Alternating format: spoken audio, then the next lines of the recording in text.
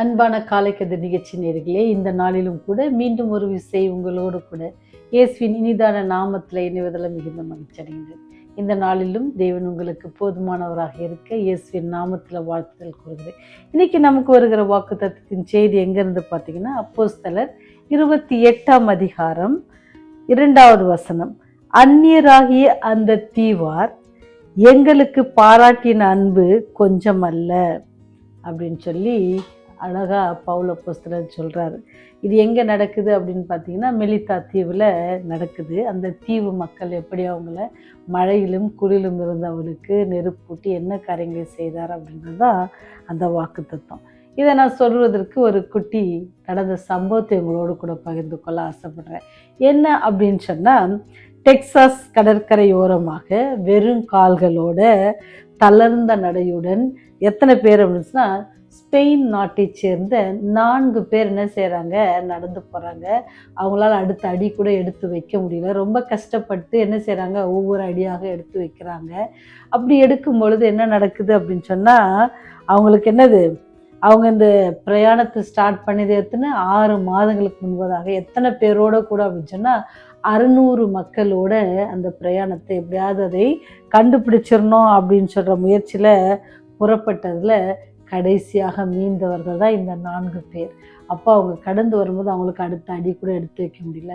அப்போ ஒவ்வொருத்தராக என்ன செஞ்சாங்க, இந்த கடற்கரை ஓரமாக அப்படியே மயங்கி மயங்கி விழுறாங்க.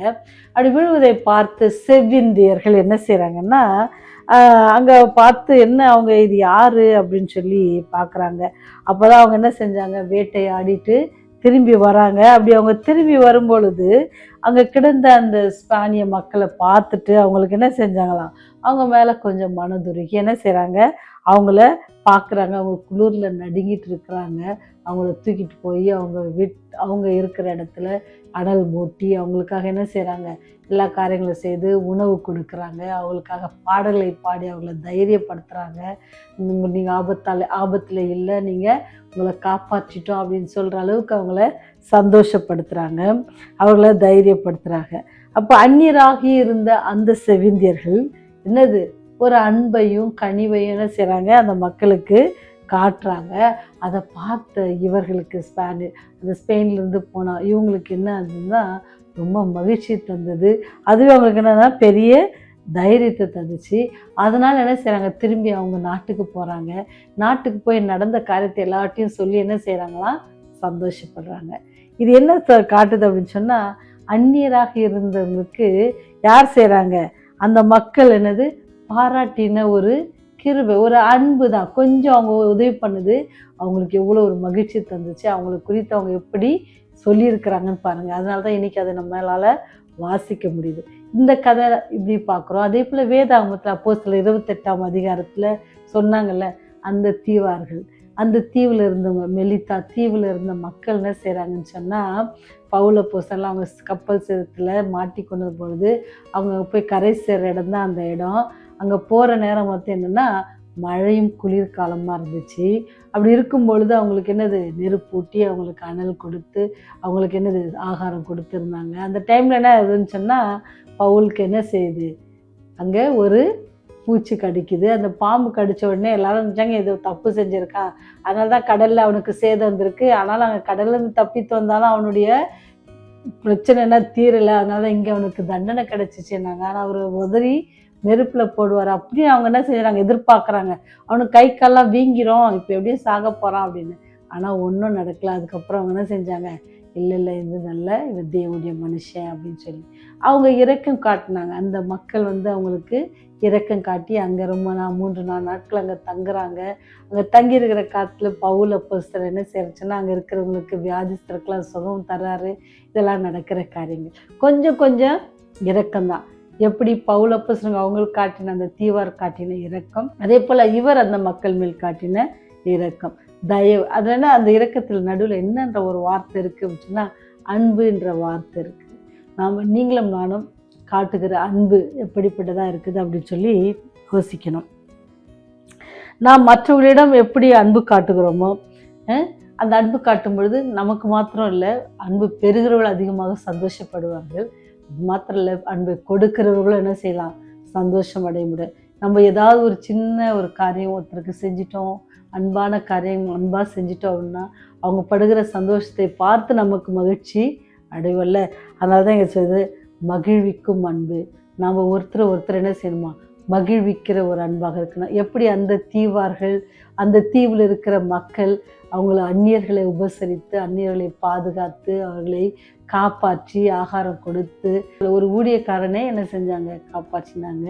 இங்கே செவ்விந்தியர்கள் எப்படி அந்த ஸ்பானியர்ஸ் மக்களை காப்பாற்றி அவங்க நாட்டுக்கு திருப்பி அனுப்பும் பொழுது எவ்வளோ மகிழ்ச்சி அடைந்தாங்க.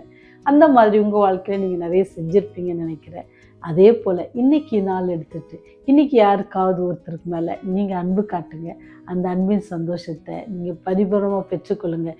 எப்படி தேவன் உங்கள் மேலும் என் மேலும் அன்பு காட்டுகிறாரோ அதை நினைத்து, நம்ம அதுக்கு தகுதியற்றவர்கள் தானே, ஆனாலும் அவர் நம்மேல் காட்டுகிற அன்பை நினைத்து, நமக்காக கல்வாரி சிலுவையில் நமக்காக பாடுபட்டு மரித்த அந்த தேவனுடைய அன்பை நம்ம நினைத்து அவருக்கு நாம் நன்றி செலுத்தி, அவர் நமக்கு செய்த காரியத்தை மற்றவர்கள் செய்யவும், அவர் எப்படி நம்மகிட்ட எதிர்பார்க்கிறாரோ அதை நம் மற்றவர்களுக்கு கொடுக்கவும், அந்த அன்பு நிமித்தமாக மகிழ்வும் ஆண்டவர் நம்மை அழைக்கிறார்.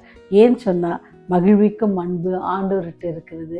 அதே அன்பை உங்கள்கிட்ட என்கிட்ட அவர் எதிர்பார்க்கிறார். ஏன்னு சொன்னால் நாம் அவருடைய பிள்ளைகளாக இருக்கிறோம். அவர் ராஜாதி ராஜனாக இருக்கிறார், நாம் அவருடைய பிள்ளைகளாக இருக்கிறோம். இப்போ ராஜாவின் பிள்ளைகளுக்கும் அதே குணம் இருக்கணும்னு சொல்லி நம்முடைய ராஜா விரும்புகிறாரு. அப்படிப்பட்ட அந்த அன்பான தெய்வத்தை வணங்குற நீங்களும் நானும் மகிழ்விக்கும் அன்புள்ள மகளாக, அன்புள்ள மகனாக ஜீவிக்க இந்த நாளை நம்ம பயன்படுத்துவோம்.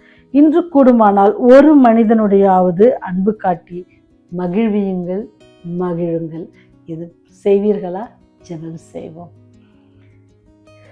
அன்பான தெய்வமே, அண்ட சராசரத்தையும் படைத்தவரே, இந்த பூலோகத்தை மீட்டு கொள்வதற்காக சொந்த குமாரனும் என்று பாராதபடிக்கு எங்களுக்காக மரிக்க கொடுத்தவரே, உங்களுடைய அன்புக்காக கொடான கொடி சோத்திரம் நன்றி எடுத்துக்கொள்கிறோம் சாமி.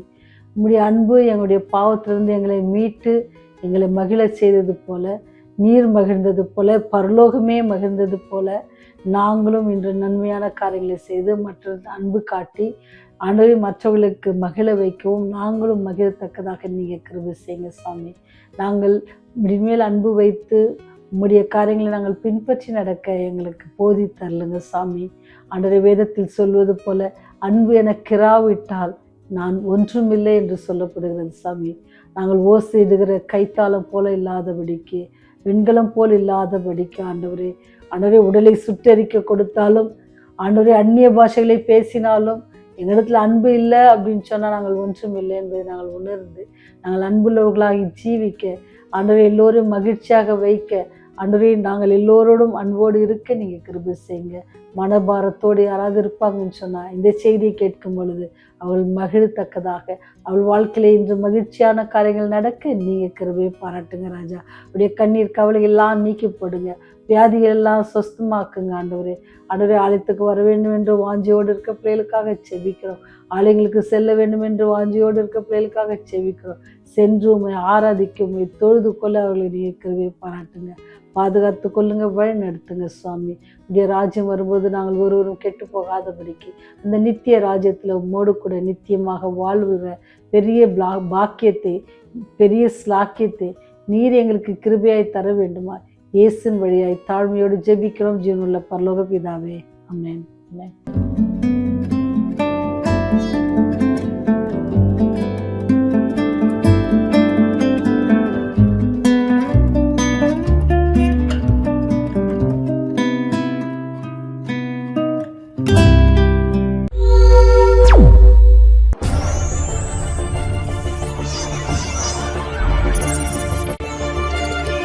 நீங்கள் பார்த்துக் கொண்டிருப்பது உங்கள் ரிவைவல் டிவி.